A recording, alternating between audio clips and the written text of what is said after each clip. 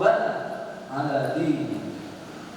Dan satu-satunya obat di saat hati resah, gelisah, bimbang, tidak tenang, obatnya adalah zikir kepada Allah Subhanahu wa ta'ala. Kenapa dengan zikir? Karena subhanallah ada sebuah penelitian. Ada 3 orang dokter. Mereka berasal dari salah satu universitas di Inggris, Eropa. Melakukan penelitian selama berapa tahun? 5 tahun.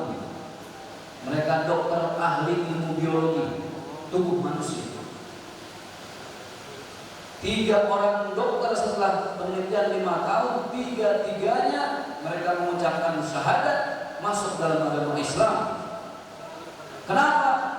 Karena ternyata mereka meneliti kalau seandainya detak jantung yang ada di tubuh kita, kalau didengar dengan alat yang super sensitif, alat yang betul-betul peka terhadap suara apapun yang ada di tubuh, ternyata detak jantung itu ketika dia berdetak, dia menyebut asma Allah, Allah, Allah, Allah, Allah, Allah, detak jantung. Dan ternyata bukan hanya detak jantung, bahkan denyut nadi, Pak. Kalau kita pegang, kan dia berdenyut. Setelah diteliti dengan alat pendengar yang paling canggih, kalimatnya sama. Allah, Allah, Allah, Allah, Allah, Allah. Itulah kenapa dalam tarekat-tarekat begitu banyak zikir yang tidak melepas asma Allah dalam setiap tulisannya. Allah, Allah, Allah, Allah, Allah, Allah, Allah, Allah. Karena memang ternyata semua yang ada di tubuh kita, setiap detiknya dia menyebut asma Allah. Nah, permasalahannya adalah kita tidak sadar, Pak. Kita tidak paham. Manusia ketika cinta dengan manusia lain, suami cinta dengan istrinya, istri cinta dengan suaminya, maka akan terus ingat di mana suaminya berada. Satu malam tidak pulang, dicari. Setengah hari istrinya tidak ada kabar, dicari sama suaminya. Seperti itulah tubuh kita terus mencari Allah. Denyut nadi, detak jantung, tatap mata, langkah kaki, semua tidak lepas dari Allah, Allah, Allah, Allah. Hebatnya kalimat Allah, hurufnya kan alif, lam, ha, Allah. Alifnya dihilangin, masih bisa kita sebut berzikir dengan lillah, lillah, lillah, lillah. Lamnya yang pertama kita hilangkan, lah. Itulah kenapa banyak orang berzikir lahu, lahu. Jangan aneh. Lam yang kedua kita hilangkan menjadi hu. Itulah kenapa banyak orang yang berzikir kalau kita lihat hu. Karena memang itu bagian dari asma Allah. Subhanallah. Bulan Ramadan Allah mau kita latihan berzikir sebanyak-banyaknya. Lalu yang kedua, amalan apa yang harus kita perbanyak di bulan Ramadan? Sholawat kepada baginda Rasulullah Sallallahu Alaihi Wasallam. Sebelum kita bahas sholawat, ada yang tanya, Ustaz, zikir yang paling mudah, yang paling gampang, simple, tapi dapat semuanya, apa kalimatnya? Subhanallah, alhamdulillah, wala ilaha illallah, wallahu akbar.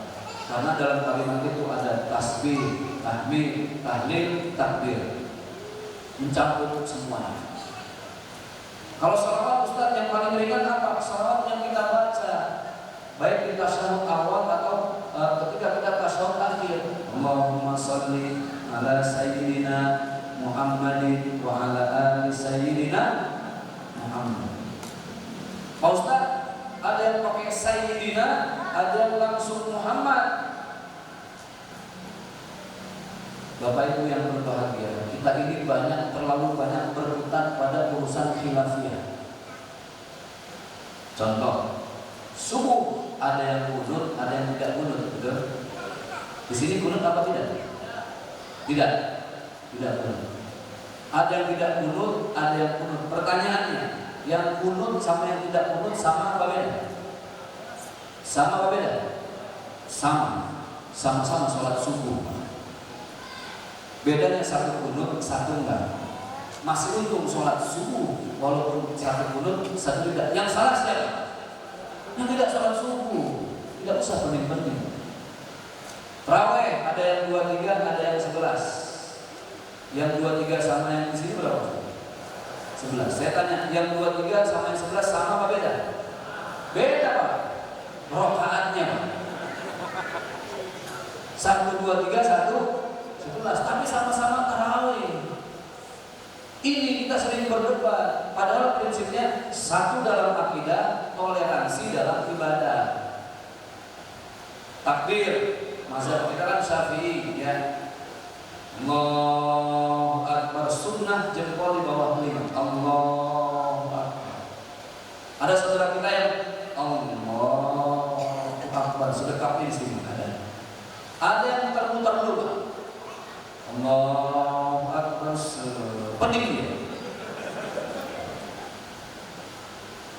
Mana yang salah, mana yang benar? Yang salah itu yang nyalahin orang terus. Yang benar itu yang tidak pernah merasa paling benar.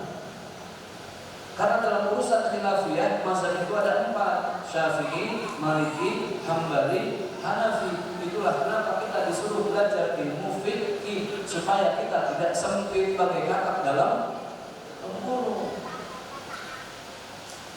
Ada yang Allahumma sholli ala Muhammadin, ada yang Allahumma sholli ala Sayyidina Muhammadin. Masing-masing ada alasannya, masing-masing ada rujukan kitabnya, masing-masing ada dalilnya. Sudah, jangan saling menggunjing, jangan saling membuli.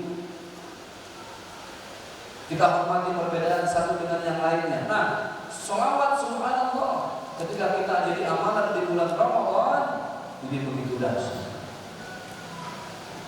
Pak Ustaz, sebaik-baiknya zikir itu bagaimana modelnya di bulan Ramadan supaya saya bisa istiqomah? Kalau saya biasakan setiap sehabis sholat zikir subhanallah walhamdulillah wala ilaha 5. Saya baca Allahumma sholli ala Sayyidina Muhammadin wa ala Sayyidina Muhammad 5. Zikirnya 5, salawatnya 5. Kenapa tidak banyak-banyak Ustaz? Karena supaya istiqomah. Oh, habis dengerin Ustaz Zaki ceramah di Masjid Jami, nanti habis subuh saya zikir 1000 kali, salawat 500. Pagi-pagi masuk rumah sakit. Kenapa? Karena tidak sanggup. Waqala Nabi sallallahu alaihi wasallam, baginda Rasulullah beliau bersabda, khairul a'mal adwamuha wa in qalla. Sebaik-baiknya amalan kita biar jumlahnya sedikit tapi istiqomah dalam mengerjakannya. Jadi nanti tiap habis sholat jangan beranjak kemana-mana. Setelah habis salat nggak usah diri, istiqomahkan, mudawamkan itu. Subhanallah, alhamdulillah, wa la ilaha illallah, wallahu akbar. 5 kali. Diresapi, dijiwai, jangan terburu-buru. Saya kadang heran ya, di Blitar itu kan viral. Ada orang sholat tarawih 23 rakaat Pak, 4 menit setengah. Allahu akbar. Allahu akbar, stres. Kasihan yang asal keluar. Kasihan yang setelah. Padahal menikmati zikir itu dahsyat. Menyelami setiap kalimatnya itu hebat. Subhanallah, alhamdulillah, wa la ilaha illallah, wallahu akbar. Ditambah lagi dengan sholawat. Allahumma sholli ala Sayyidina Muhammadin wa ala ali Sayyidina Muhammad.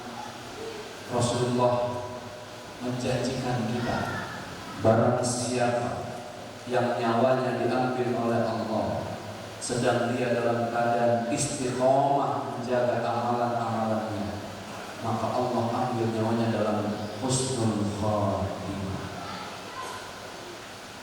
Dahsyat. Makanya ibu di rumah, suami pulang marah-marah, nggak usah pening, baca saja zikir. Suami pulang mau buka puasa, masakan belum jadi, marah-marah suami. Kamu gimana? Udah mau maghrib belum selesai? Subhanallah, alhamdulillah. Baca. Marah, diomelin, dimarahin malah zikir. Wala ilaha illallah. Ngomong, masih marah, tetap senyum. Lihat wajahnya, tatap matanya, ibu baca pelan-pelan. Allahu la ilaha illa huwal hayyul qayyum. La ta'khudhuhu sinatun, terus pergi. Karena kalau sudah dizikirin marah itu bukan manusia, setan itu, mesti dibaca ayat kursi. Maka itu tadi amalan yang kita jaga selama bulan Ramadan. Nah, maka subhanallah, Allahu akbar walillahil hamd.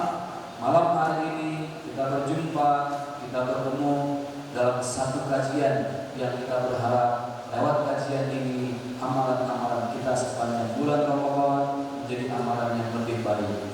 Perlu diingat bahwa kenapa Allah memerintahkan kita ibadah, terutama urusan sholat, karena jelas sholat itu fungsinya untuk mencegah kita dari perbuatan keji dan banyak tidak orang yang sholatnya rajin, tapi ngomongin orang juga rajin. Banyak orang kampung sana jauh. Kalau orang kampung sini insya Allah lebih parah. Banyakkah orang yang sholatnya rajin tapi gak peduli sama tetangga? Banyak. Padahal fungsi sholat mengasah hati, melembutkan spiritual supaya lebih peka dengan keadaan sekitar. Itulah yang dicontohkan oleh baginda Rasulullah SAW.